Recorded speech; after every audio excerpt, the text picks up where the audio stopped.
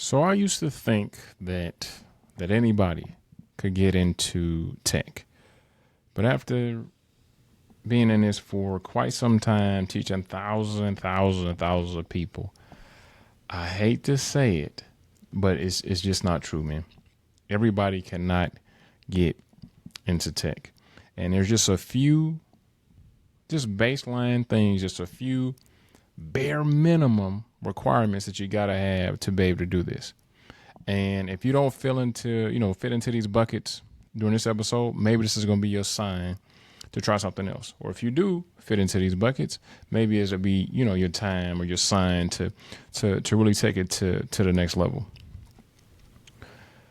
So I've trained over 15,000 people, from soldiers, college students, high school students, people that's trying to switch careers, black, white, Hispanic, Asian, from America, from other countries. Literally, I have a wealth of different experiences from different cultures, different places, so on and so forth, right?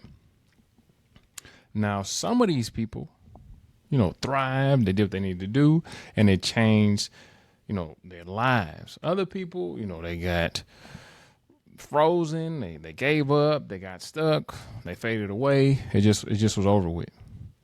And I just, wanted to sit back and just figure out why. What the hell is going on? Like, I thought anybody and everybody should be able to do this. So after just really sitting down and really thinking about it, I kind of wanted to just break down, the real reasons why you may not be able to get into tech. It's not, the algorithm, it's not AI. It's none of that stuff, to be honest. It's more about just human nature, mindset, and your personal level of execution. How long does it take for you to figure out stuff? How long does it take for you to start stuff? How long does it take for you to, complete things? That's kind of one of the biggest issues that I'm seeing. So just make sure that you keep that in mind throughout this entire episode.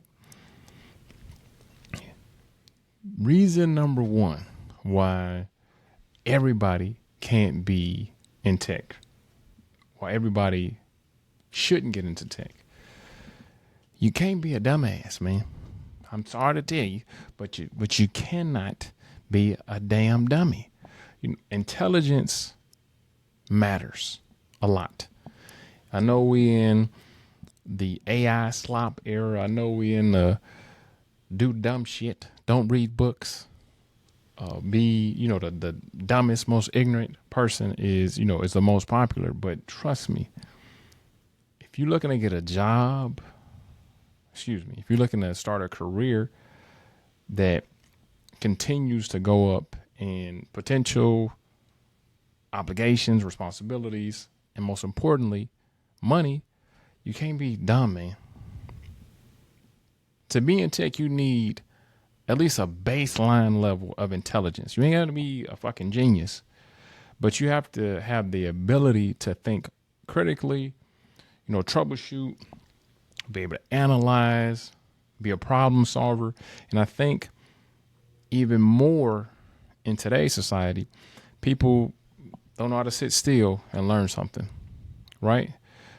They would rather watch, 60-second clips or short little videos and stuff like that.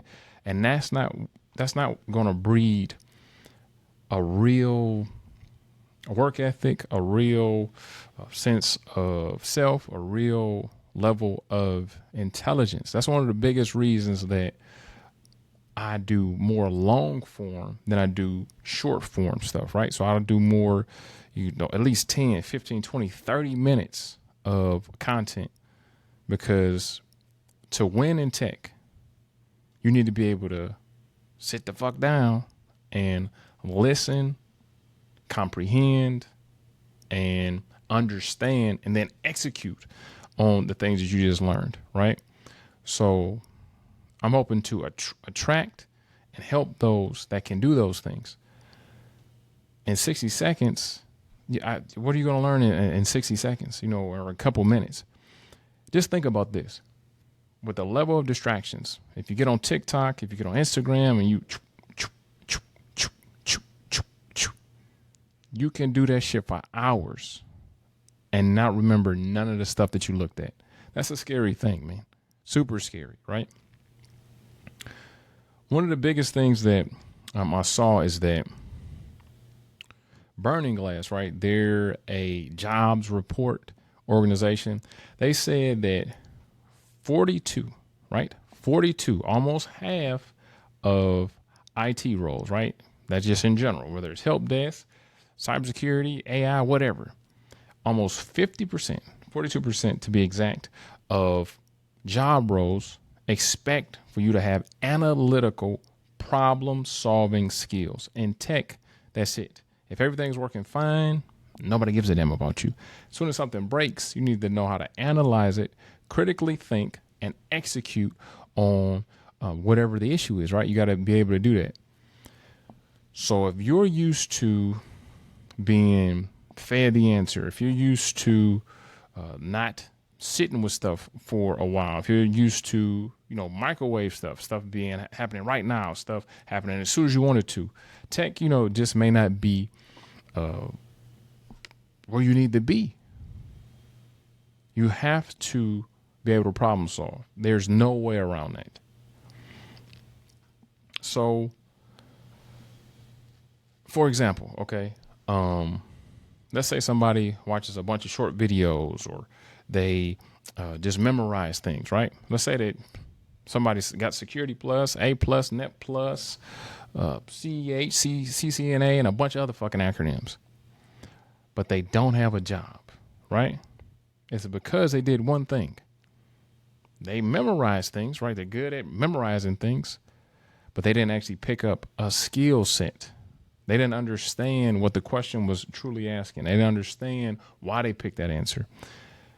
That's one of the biggest things in the exam room and life in general. You got to know how the fuck you're doing stuff, man. You can't just be aimlessly just doing stuff. Oh, why you do that? I don't know. Just because. That's not how life goes, especially if you're trying to win. Now, if you're just trying to get by, you can kind of do that. But if you're really trying to make it happen, you have to really understand why. And if you memorize stuff and you don't really understand what's going on, if you haven't been in tech, the interview process and the job hiring process is completely different than any other job market. You're going to have 3 or 4 interviews, right? You have a phone interview, an in-person interview, a technical interview. And throughout that process, if you're one of those people that just memorize answers, you're going to get found out to be a fucking dummy, right? And you don't want to be a dummy. You don't want to waste their time. You don't want to waste your time. And another thing is this. Right now, it's so competitive. If you are the top of the top, if you stand out from the crowd, right now is some of the best times to get a job. But if you kind of aren't one of them ones, it's going to be super tough for you right now. So another thing is this.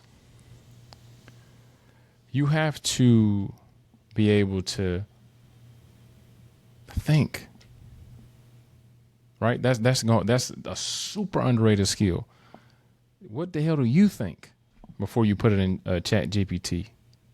What the hell would you do before you Google it, right? You got to at least have a starting point, somewhat understanding. Because even if Chat GPT tell you do blah, blah, blah, blah, cool.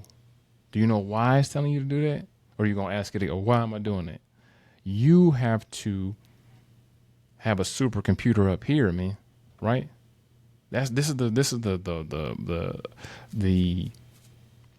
answering machine, right? This is the supercomputer. This is not artificial intelligence, real intelligence, right? Do you understand that?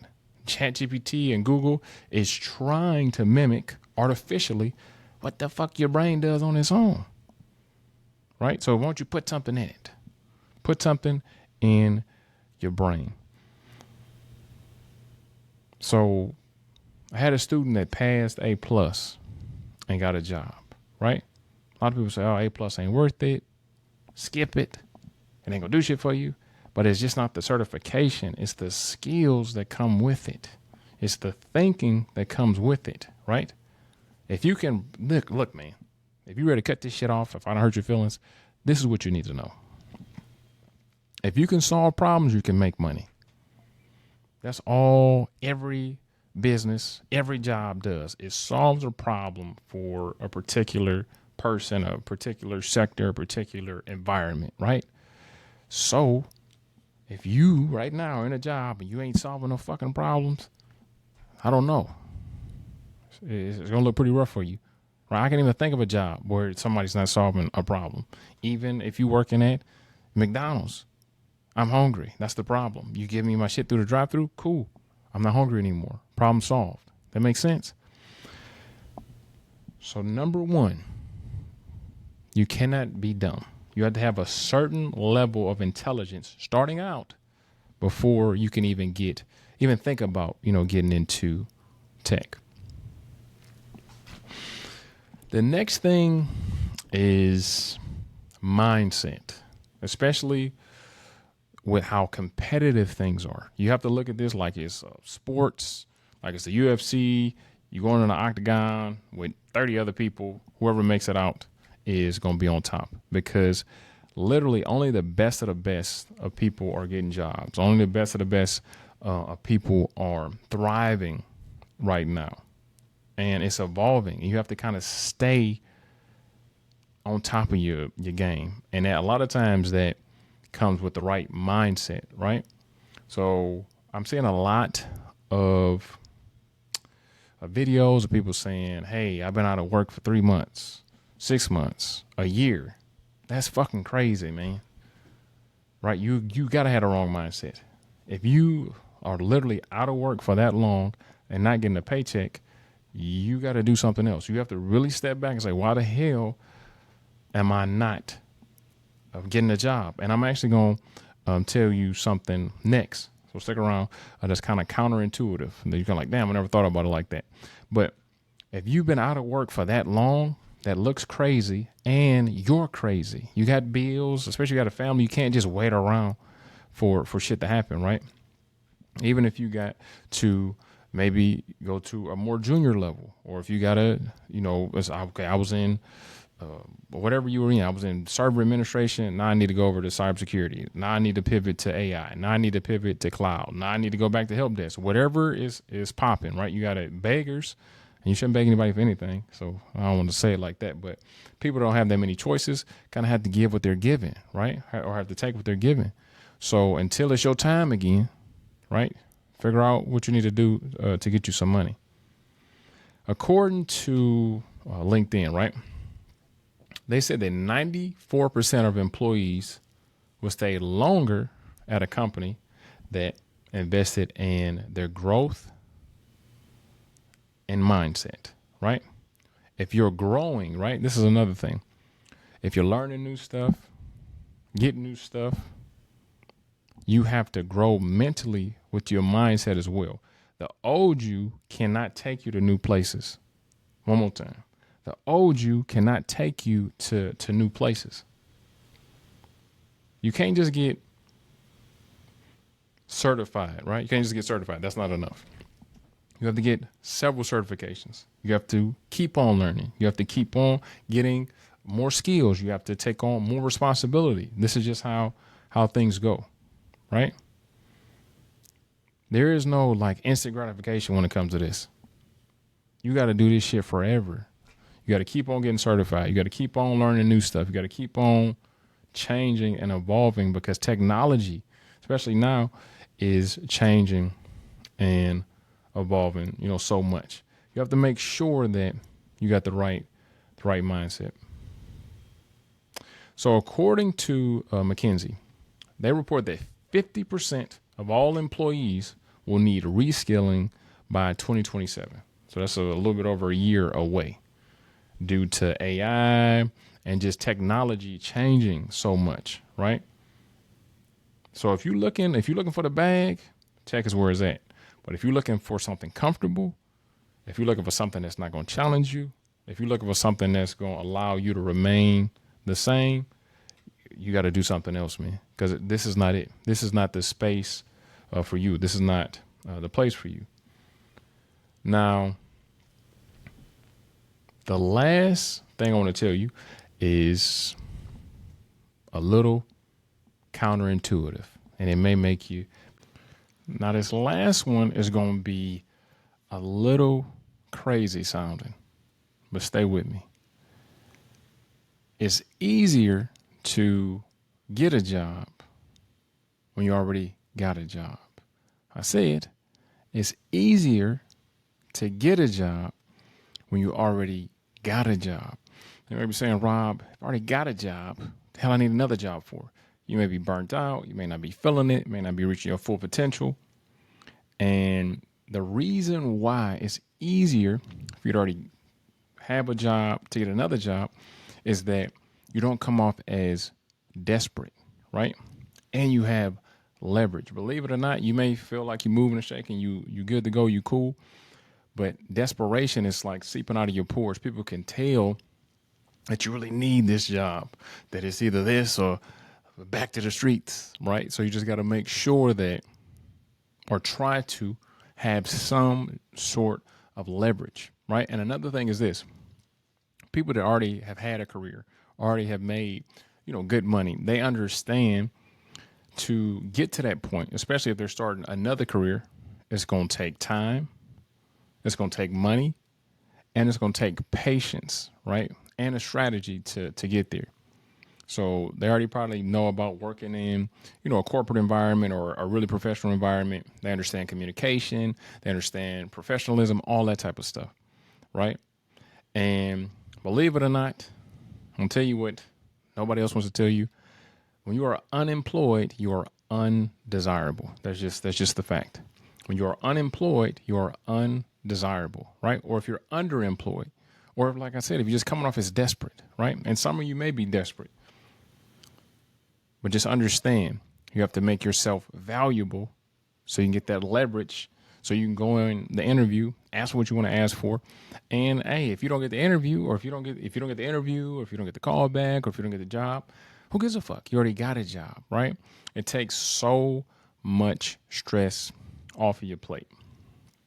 Now, according to Harvard Business Review, Harvard, the big ass school that costs a lot of money, they say that there's something called employability bias, which means that hiring managers assume if you're working, you're capable. If you're not working, you're incapable. One more time, employability bias, according to the Harvard Business Reviews, a lot of hiring managers assume that if you already got a damn job, that you can do the job. If you don't have a job and been unemployed for a while, you cannot do the job. Okay? So just understand that having a job gives you so much leverage. Okay. So I had a guy that was in sales making 6 figures, right? Making a lot of good ass money, but he was working on ass hours. He was working almost 60, 70 hours a week, right? But he was making really, really, really good money. So he had the leverage. He had the reserves, the money, right? To get training, to get certifications. And if he didn't get the job, no big deal. He already had a job, making good ass money. He knew exactly how to get to the bag, right? But he was burnt out in sales and wanted to do something that, even if he was making a little less money, that had a dedicated schedule and that he could see potential in, and it wasn't, feast or famine, and he had to work all these crazy hours. So he was in sales, rocking out. He was making he was almost making like $150. $150,000 a year. He had to bump that down to about 85 in his first entry level position, right? And you're probably like, God damn, that's terrible. No, he's happier than he's ever been. He literally working 9 to 3 or 9 to 5 or just a couple hours, right? As opposed to having to work 12, 14 hours a day. He can be at home with his family, and he can get back to 150,000 in, a couple years. But the whole thing is he had that leverage. He's not stressed out, and he's actually doing something he loves. He said he was in sales just because it came easy to him, right? Charismatic, blah, blah. But he said he fucking hated it. What he's doing now, he loves it. So just keep all that stuff in mind, right? And you got to think about it.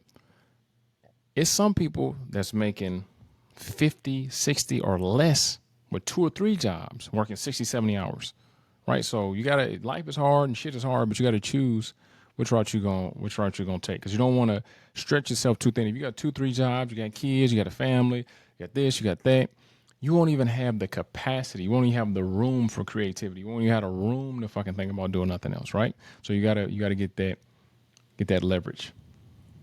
You know, if you struggling to survive, it's gonna be hard to strategize, man. So make sure you get out of survival mode. So this is the whole thing, man. You may not be able to get in tech, and that's okay. Tech may not be for you, and that is okay. This is just my opinion after teaching thousands of people that everybody can't get into tech. Everybody wants to, right? Everybody wants to get into tech, but everybody will not and cannot get into tech. So that's kind of why I'm right now focusing only on, people that already have a career and they're trying to transition into something else. They already got discipline. They already got income stability. And they just hungering for something different, want to level up and see that tech can be that pathway. Also, people that are open to tough, real feedback, people that know how to stay consistent and, just want to invest and bet on themselves. So according to CompTIA, they usually come out with this workforce trend, like kind of what's going on in the landscape right now as far as the tech market, the job market, all that type of stuff. It says that 68% of successful IT career changers were already employed full time before starting training, right? And it just, like I said, it just frees you up. You can't fucking learn cybersecurity, AI, cloud computing, server administration, this and that, and you trying to figure out how to pay your bills, right? It's really, really, really tough. I done heard, people tell me, I got to make this work, man. I got to make this work. And that is just like, oh, fuck. Those words, the desperation, it never works. Because once they really see how hard it is, like, fuck, this shit really is hard. Plus, I got to, figure out how the hell I'm going to make some money. Plus, I got to do this. Plus, I got to do that. If you already have that money and that freedom, it makes things like a lot easier, right? So just understand, intelligence matters. You cannot be a dummy. Mindset matters, and your stability, right? Your current stability matters because you can't really learn when you're in chaos. So just understand, everybody wants to be in tech until it's time to fucking study, maybe fail, and then study again. The ones that win are the ones that stick in the fight, keep on going, and keep on doing what they need to do. So not only is tech not for everybody, not only is the Zero to IT Pro program not for everybody, this podcast, isn't for everybody. It's for the ones that's, not making excuses. They just want to execute, right? So let's say that you're just starting off your journey, right? You're ready to transition. You're ready to do something else. You're ready to make things happen. In the description, I'm going to drop our free tech career quiz. You just fill out a couple questions, fill out some information, and we'll shoot you what we think or what we recommend, what field you should go after, and what certifications you should get. If that's interesting to you, you can click in the description and go there. If you're listening to this, you can go to passtechcerts.com, passtechcerts.com, and you can take our free tech career quiz as well. Other than that, I hope 2025, the last quarter of 2025, is going to be awesome, and that you are preparing for 2026. Because for some people, it's going to be, the best year ever. For other people, it may be really rough. Either way, I'm rooting for you. And other than that, I'll see you in class.